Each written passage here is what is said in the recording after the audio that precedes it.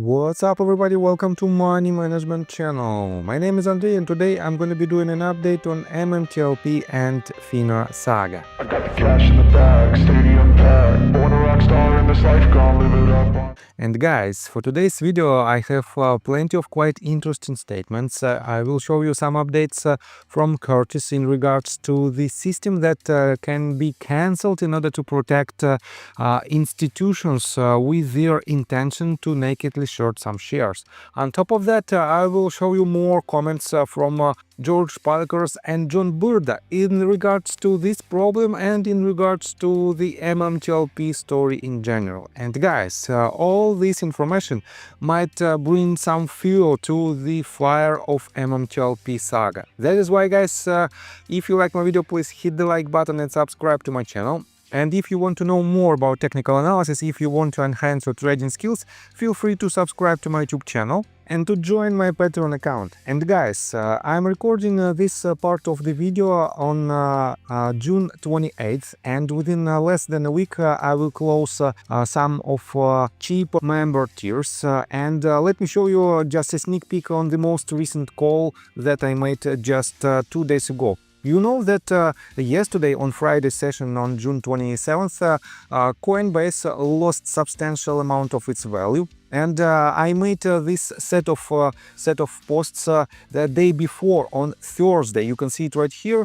It is June 26th, Thursday, June 26th of this year, and this top I caught to the tick. I made it for my patrons, and the major sell-off happened the very next day on Friday. And guys, you can see that I made a perfect call, and it is not the only call that I made. You can find other similar achievements in the Patreon articles, and that is why, guys, if you want to be a part of this community, feel free to join my Patreon, because within next several days you will not have these lucrative prices. So, and let's begin today's video with this letter that was published by Curtis on June 27th. And guys, just yesterday I read you this tweet that Curtis obtained this information in June 18th of 2024. And I mixed up years, and I thought Curtis received this information less than 2 weeks ago. But it was my mistake, and he received this information more than a year ago. And this raises a crucial question to Curtis. Why didn't he disclose this information earlier? And guys, it is just a question that we want Curtis to answer. At the same time, guys, the reason of this might be quite different. One of the reasons is that potentially he wanted to hide this information in order to have more weight in the MMTLP community. On the other hand, guys, he potentially had some additional information that was quite beneficial if this information is still hidden. And I have to admit that we don't have the real intention of Curtis to hide this information for more than a year. That is why, guys, I want to see this answer. I want to know this. Why did he hide this information? It is not a big deal, to be honest, but it will shed some light to the Curtis position and to the general sentiment of the part of the MMTLP community who is pushing the case through non-litigation processes. So, and let's continue with this news. Curtis reposted the tweet that was written by Squatch, and Squatch 12 hours ago wrote this. Rob Carter did an excellent job today, conveying the MMTLP Army's frustration with the representative on Wagner. We were defrauded by the federal government, FINA, yet and ignores it altogether. What is the share count? And guys, as you can see, Rob Carter is still pushing MMTLP case further, and I want to give him a huge shout out because of his efforts, because with this type of people and with this type of podcasts, we will definitely attract more attention to this problem. And he is not the only person, guys. This is the tweet that was written by Dennis Neal, and you know that Dennis Neal is the host of another podcast, What's Bugging Me, and he responded to the tweet to the question that was asked by Bob Nexbridge. And Bob Nexbridge wrote, to be a journalist, you have to report multiple sides of an issue and not just what your arrogant base wants to hear. So, quite interesting statement, and definitely it is from, let's say, from the other side of the community who is trying to, well, to pursue their own path, let's put it this way. And Dennis Neal responded, name me any journalist who does this at New York Times, Washington Post, CNN, MSNBC, etc. They tell only one view, their Libwit lapdog version. I invited FINRA executives to come on What's Bugging Me. Still welcome it. And yes, guys, I think Dennis Neal, well, I would say his position is quite simple, because he reflects the opinion of the people who want to come to his podcast and who want to share their point of view. That is why, guys, you might think that Dennis Neal he has a confirmation bias on the one side of the problem, but I believe that he is not. And when some of FINRA's executives attend this podcast, definitely Dennis Neal will have a chance to show the other part of this story. And for now, I want to give a huge shout out to Dennis Neal as well for his efforts in our case. Let's get back to Curtis's tweets. Let me show you this. He wrote this 16 hours ago. All retail investors need to contact the SEC immediately and voice concern of delaying the bona fide market maker exemption reporting compliance within consolidated audit trail.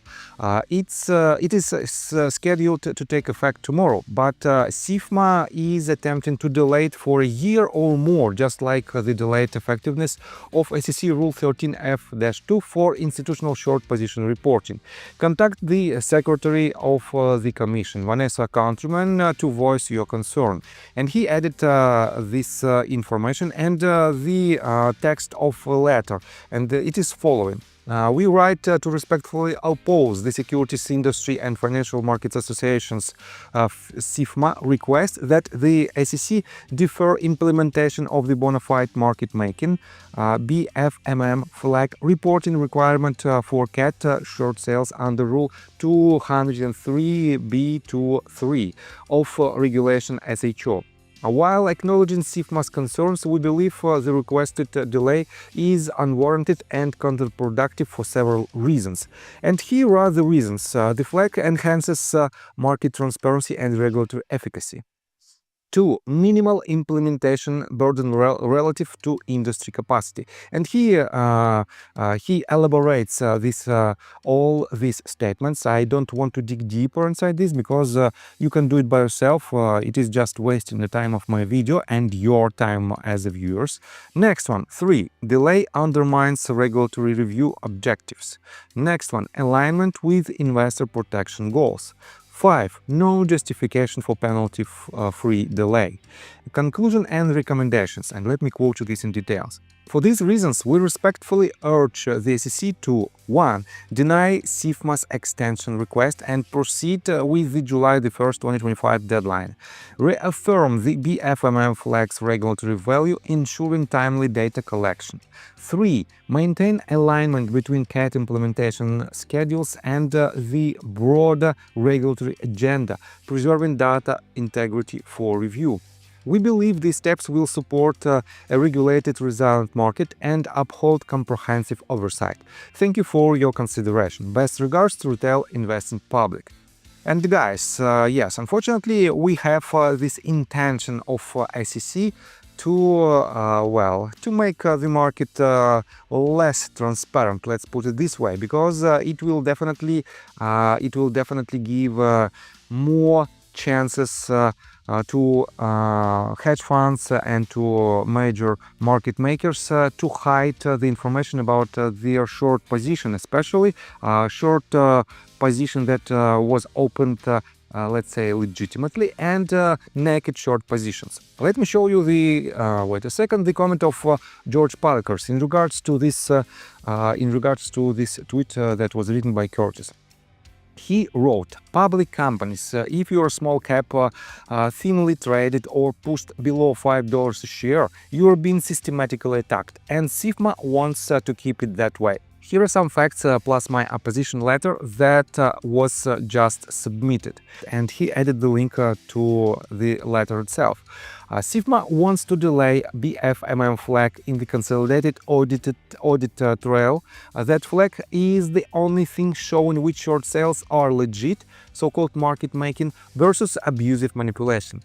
Next one. Without it, predatory shorts and hedge funds hide behind regulatory blind spots. They spoof, they layer, they short your equity into oblivion with minimal oversight, while you dilute at reduced prices, miss M&A, lose morale, and rise capital and toxic terms.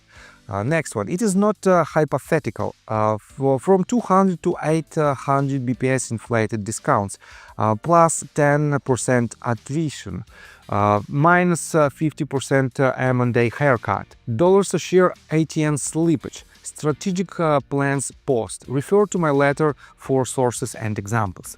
Number 6. Issues and investors. You are playing poker with market cards, and the dealer won't show you the tape. To all CEOs and boards, especially small cap, email SEC Secretary Vanessa Countryman at sec.gov to oppose SIFMA's delay and attach an issue impact statement as it pertains to your particular situation. This is your fiduciary duty. Speak now or keep letting your company get gamed by opaque markets in plain sight. And guys, I have to admit that it is quite severe potential step to hide some information. I mean, this step might be taken by SEC itself, and to be honest, I think it is not in the best intentions of SEC, and they are trying to, let's say, cover the activity that, let's put it this way, is quite shady. Because in this case, all the shorts will be marked by default as legitimate shorts, and in this case, the CAT data. And you know that they tried just recently, a couple of months ago, they tried to shut the entire CAT system down. But they couldn't do this, and that is why they are trying to make some changes in the system itself in order to, well, in order to make it less useful for the transparency of the market. So, and let's switch to another tweet. Junk Savvy, in response to Curtis's tweet, wrote this: action needed. How much more do they need to stack the deck against retail investors? Attention, retail investors, please contact the SEC now to demand immediate action against delaying the bona fide market maker exemption reporting compliance in the consolidated audit trial. It's set to start tomorrow, but SIFMA is pushing hard to postpone it for a year or more, just like they delayed SEC Rule 13F-2 for institutional short position reporting. Act fast. Your voice is critical.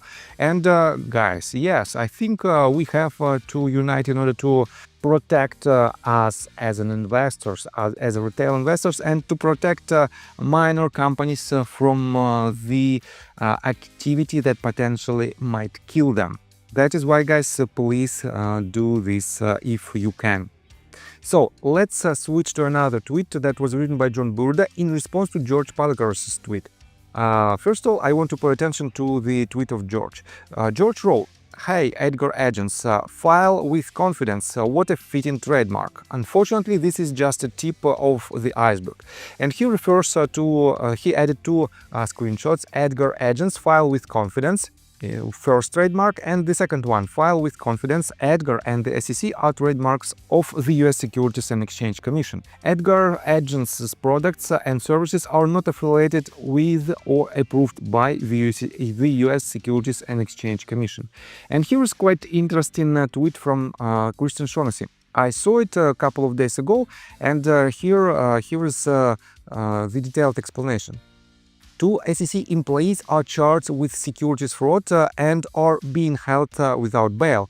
2 men who worked for the Securities and Exchange Commission's EDGAR public filing system were charged with insider trading after allegedly pocketing $1 million by stealing non-public information obtained through their jobs.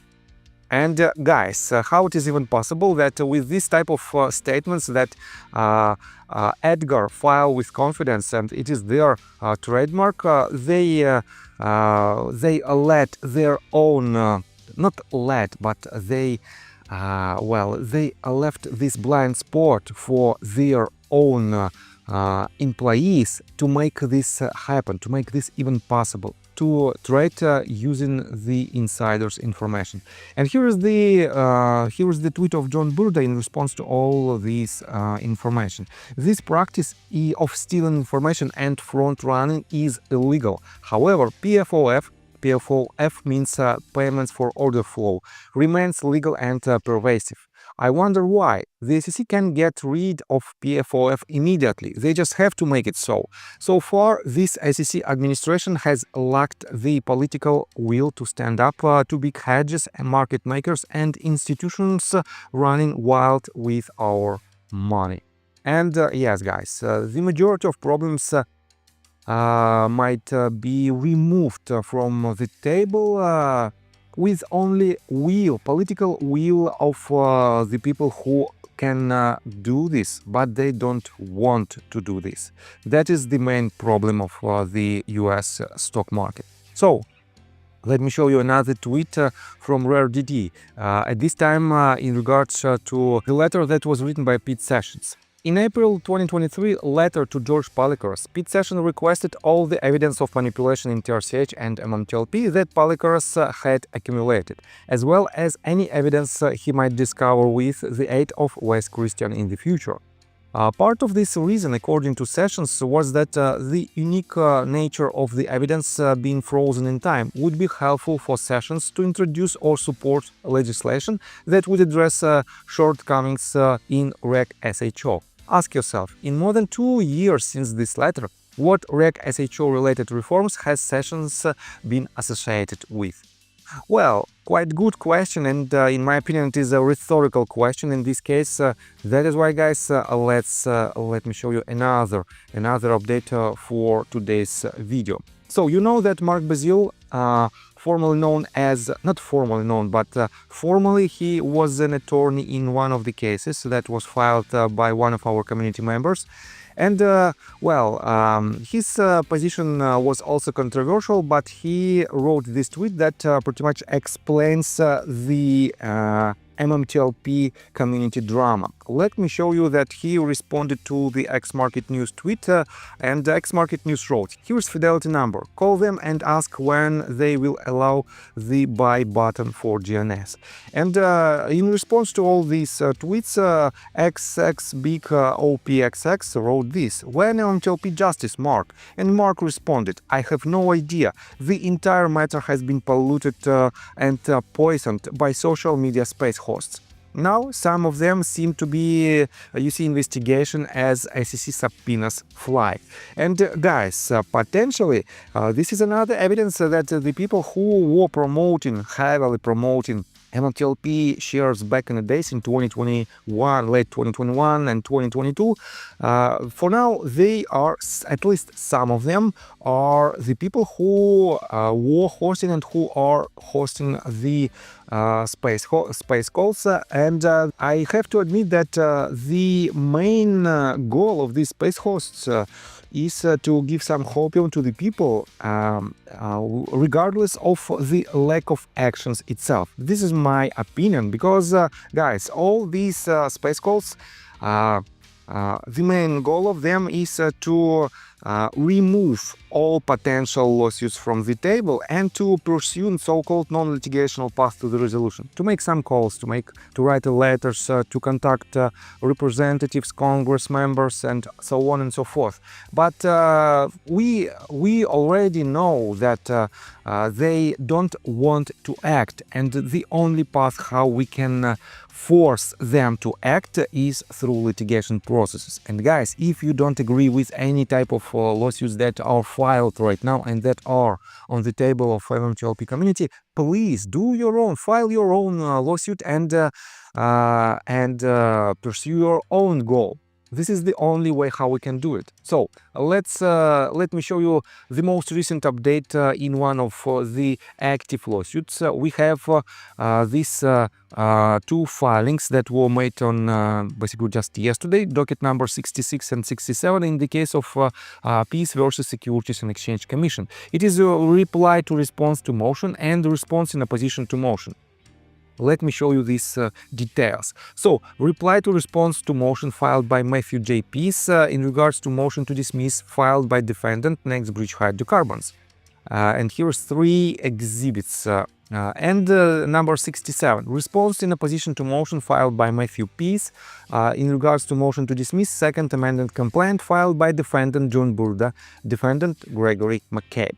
So, quite interesting, guys. I prefer to see these details, the details of these documents, but unfortunately they are hidden behind the paywall.